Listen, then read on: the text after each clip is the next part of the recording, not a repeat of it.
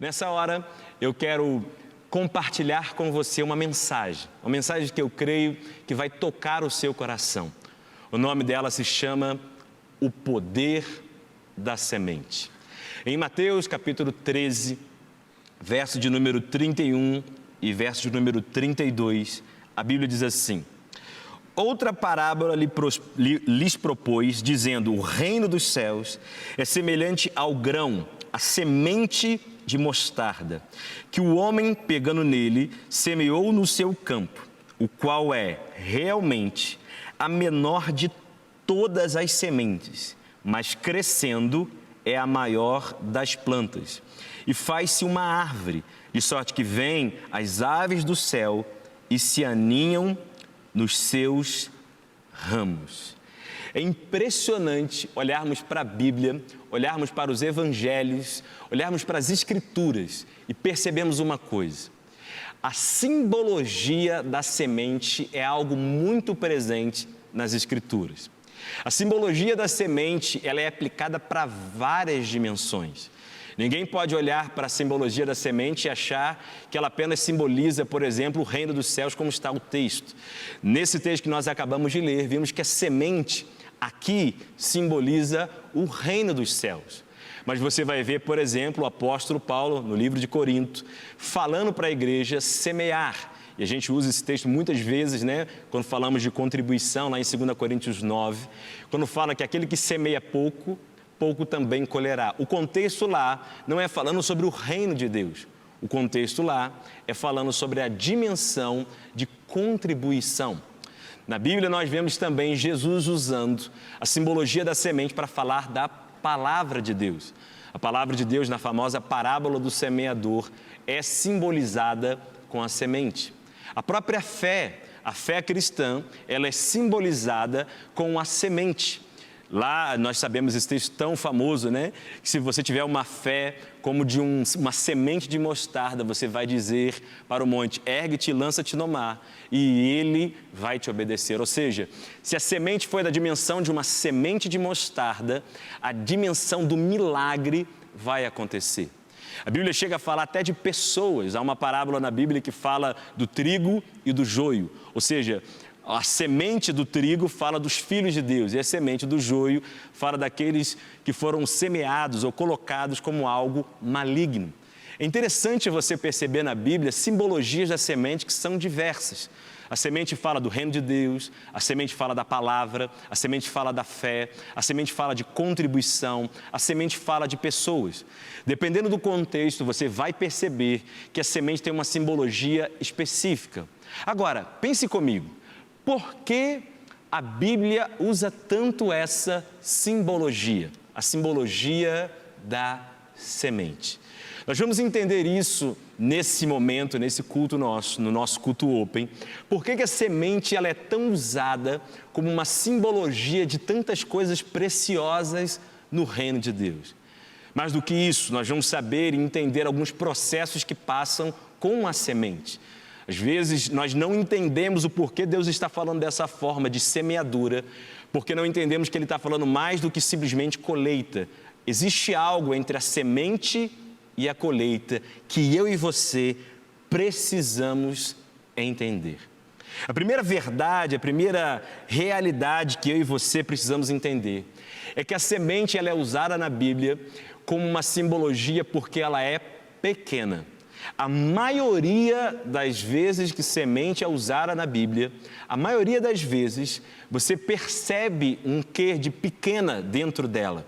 É pequena, por exemplo, o reino de Deus que nós vimos aqui, ele é comparado à semente de mostarda, que é a menor das sementes, mas depois vira a maior das plantas e até as aves procuram abrigar-se e fazer o seu ninho. Então, qual é a mensagem bíblica aqui? A mensagem bíblica é a seguinte: a semente é pequena, mas ela tem potencial de se transformar numa árvore que dá fruto. A semente é pequena, mas ela tem potencial de se transformar numa árvore. Muita gente despreza a semente porque ela é pequena. Mas nunca despreze o potencial de uma semente, porque dentro da semente existe uma árvore, dentro da semente existe fruto.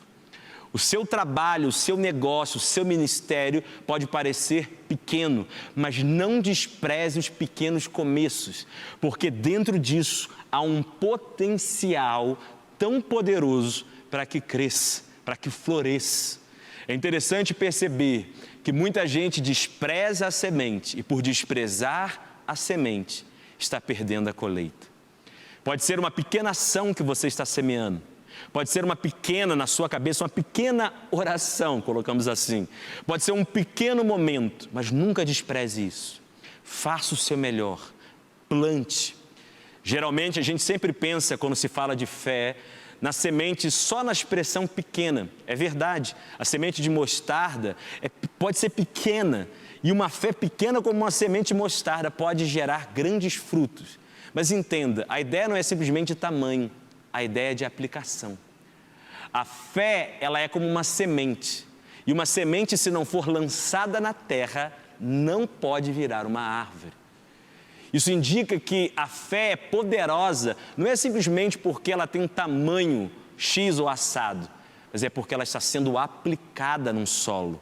O solo da prática pode ser a coisa mais simples, pode ser para você algo tão pequeno, mas você precisa aprender a ver potencial numa semente. Esse ensinamento é fundamental para que a gente não despreze pequenas ações. Existe muita gente perdendo grandes milagres porque desprezam pequenas ações.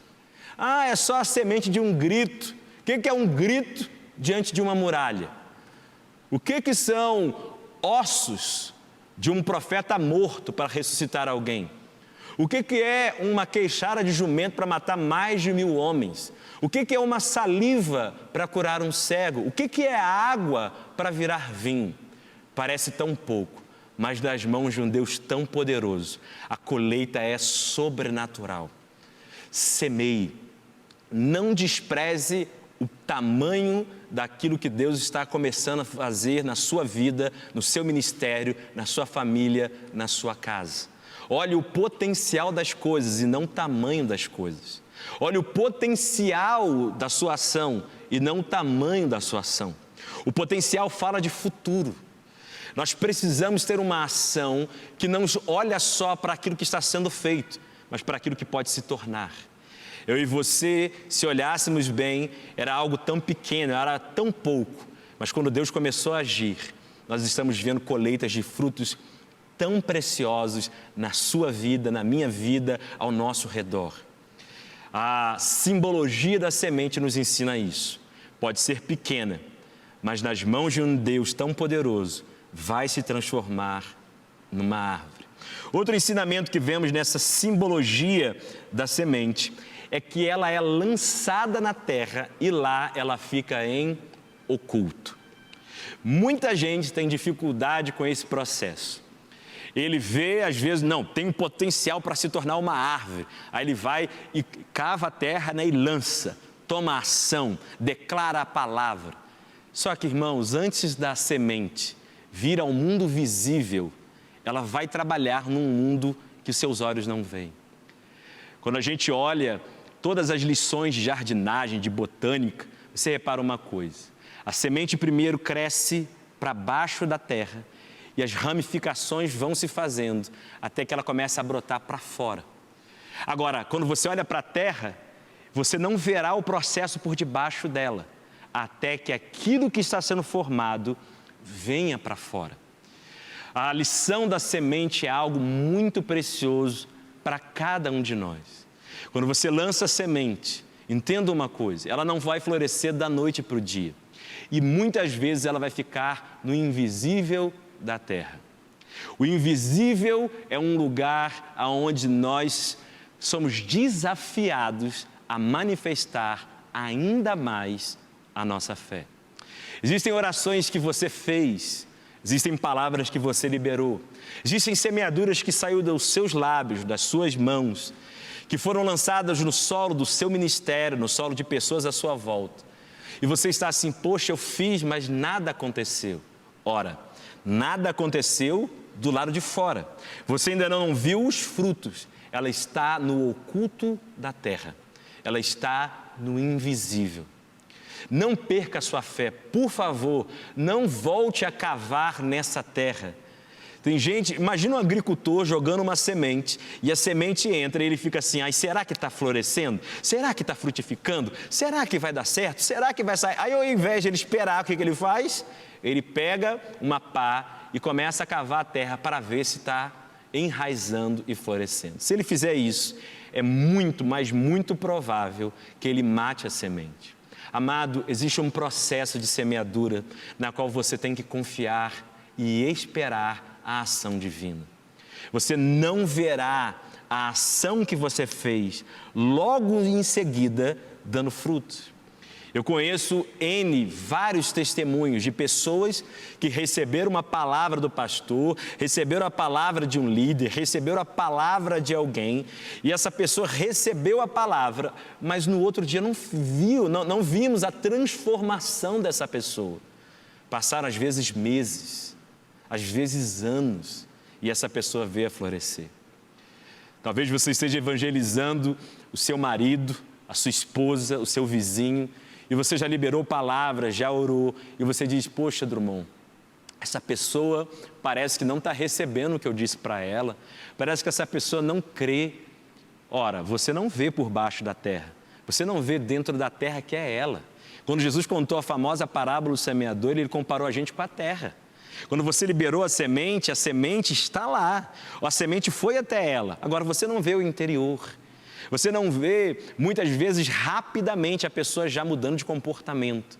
Nosso trabalho não é fazer a semente crescer. A Bíblia diz que Paulo, falando sobre o processo na vida cristã, disse, eu plantei, ou seja, eu semeei, Apolo regou, mas quem deu o crescimento foi o Senhor. Plante a semente, regue com a sua oração, regue com o seu testemunho, mas entenda uma coisa, quem dá o crescimento é o Senhor. Eu já vi muita gente falar assim, eu comecei a pregar o evangelho, eu liderava uma célula, um GC, um grupo pequeno, eu fazia, mas ninguém se convertia. E a pessoa, por não ver os resultados, ela desanimou.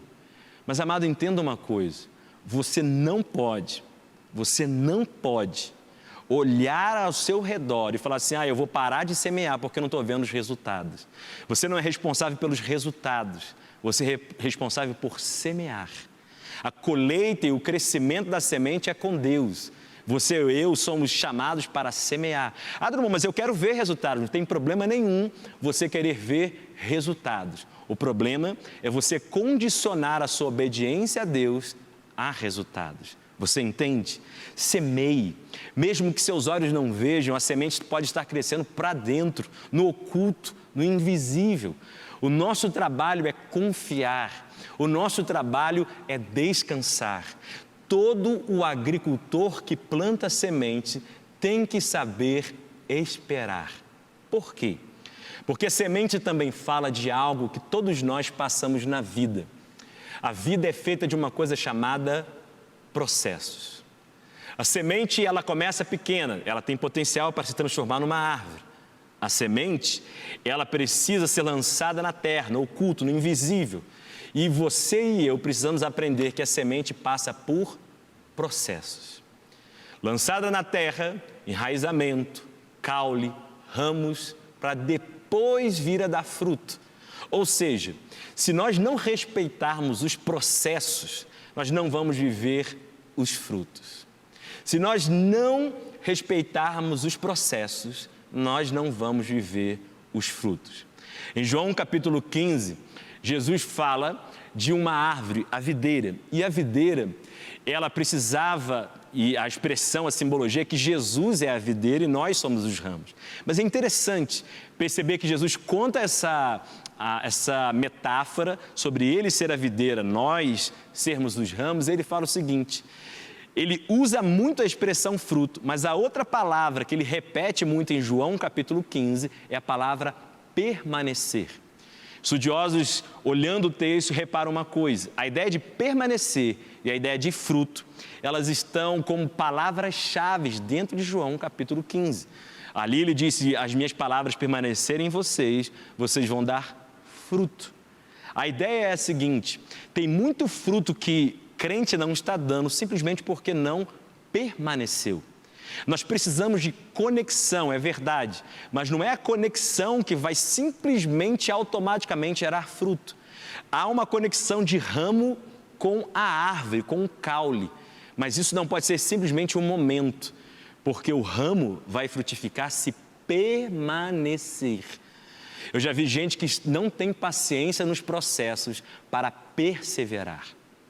A parábola ou a ideia da semente é muito usada na Bíblia, a simbologia da semente é muito usada na Bíblia para nos ensinar que a vida é feita de processos. Quem não entende isso, quem não respeita isso, acaba não vivendo a frutificação que vem da parte de Deus. Olhe para os homens na Bíblia e você vai reparar que todos eles passaram por processos. Todo homem de Deus, precioso nas mãos do Senhor, passou por um processo. O nosso Senhor Jesus Cristo, Ele esteve em carne e osso, Ele habitou entre nós, mas Ele não começou com 5 anos de idade curando um cego, curando um surdo, levantando um paralítico. Jesus teve um momento dentro da barriga de Maria. Jesus teve um momento de recém-nascido. Jesus teve um momento aos 12 anos de idade. Jesus cresceu. Jesus teve processo até chegar aos 30 anos de idade. E a Bíblia diz que os céus se rasgaram. E o Pai disse para ele, tu és meu filho amado, em quem eu tenho prazer. E a partir daí, com o Espírito Santo na forma de uma pomba, na simbologia de uma pomba vindo sobre ele, a partir dali começa o ministério. O que eu quero dizer com isso? Jesus não começou fazendo milagres. Assim como uma semente lançada na terra não começa a dar frutos, ela passa por processos até dar frutos. Como eu disse, ela cresce para baixo antes de crescer para cima. Você está crescendo num aprofundamento em Deus, até que Deus possa te conduzir a ser aquele que vai ser referência para os outros, aquele que vai dar fruto à sua volta. Nós precisamos de mais aprofundamento na igreja brasileira. Existe muita gente superficial, imatura, que não está vivendo tudo aquilo que Deus tem para ela. Precisamos nos aprofundar mais, precisamos mergulhar mais no conhecimento da palavra, no conhecimento da oração. Nós no Carisma, no Seminário Teológico Carisma, temos no nosso coração rasgando tão forte a ideia de nos aprofundarmos não só na palavra, mas no Espírito Santo. Por quê? Porque quanto mais raízes eu tenho, mais força eu tenho para crescer como uma árvore e para frutificar em abundância para quem está perto de mim. Nós precisamos respeitar os processos. Talvez o processo que você está vivendo é como é a semente no oculto, ninguém está te vendo. Você passa horas e horas no seu quarto orando, lendo a Bíblia, você ainda nem está no ministério.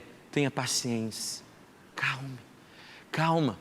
Parece que o milagre não apareceu para fora, porque você está crescendo para dentro.